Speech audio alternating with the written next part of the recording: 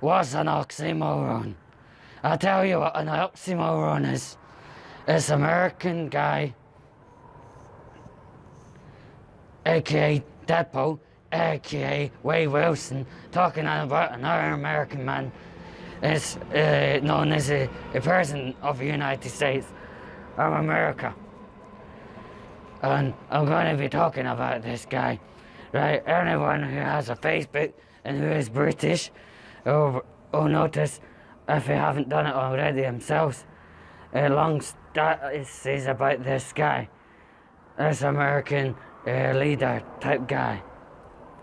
And the irony is, the British people that tend to compose such long statuses tend to be British, and they have absolutely no connection to the American president.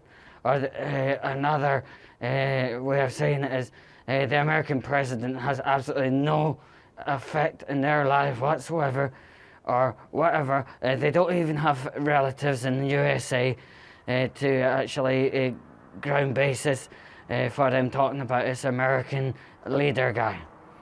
And the thing is, like American people, I've got American friends, and about 6 of them, in fact, and actually 5 of them just don't want to entertain the topic whatsoever.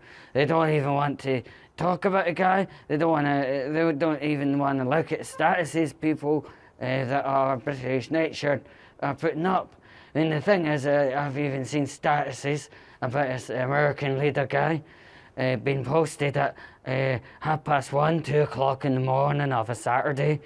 And most people that are under the age of 55 either go out partying, or take illicit drugs, or have sex at a time in the morning.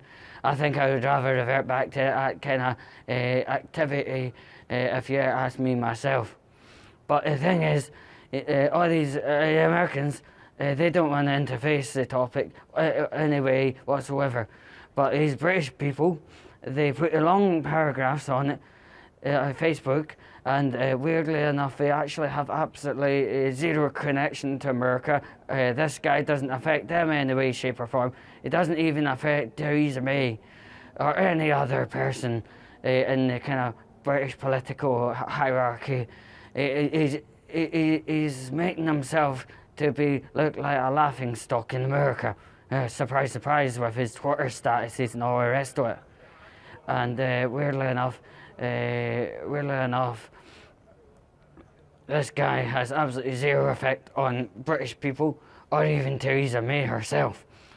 And I spoke to an American one day, and he says, I don't want to interface with this topic. I think the British should adopt this way of thinking, because it's a rather intuitive way, if you ask myself.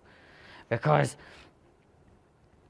British people have issues themselves, like alcoholism, drug dependency, homelessness, suicide, etc., etc.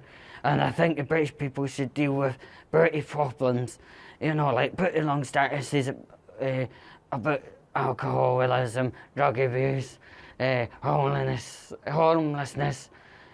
suicide, and suicide prevention. That would be a great thing to boot up, but instead they tend to look at someone else's bag of rubbish and get their hands on it and get their hands messy. Actually look at your own bag of rubbish, Britain.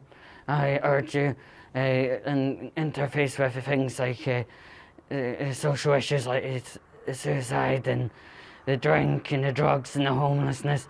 And if we've got our heads together, Britain, we'll be able to open up disused buildings for homeless people to sleep in, with a roof over their head and a safe place to sleep for at least the night, or maybe a day, something along them lines, instead of looking through Americans' bag of rubbish and trying to piece it all together for them.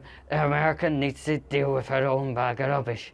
They need to rifle through it and pick up the reusables and throw away all the crap. I mean, I'm actually looking forward to the end of this American president's tenure under the White House. Not really because he's been an asshole of such. I would say I'm looking forward to the shutting the fuck up of all these Facebook statuses, the end of all these long statuses about a guy post on to his Facebook about 1:30, 2 o'clock in the morning. Remember, guys, if you're going to be doing anything at 1 o'clock, 2 o'clock in a Saturday morning, it better be either drug induced or drink induced or something rather raunchier, I would say. With that effect, I'm away to smoke dope and eat chimichangas. Peace out, folks.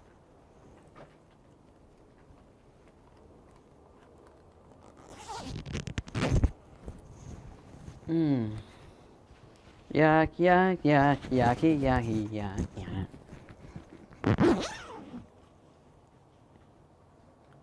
Next stop will be Manchester Central.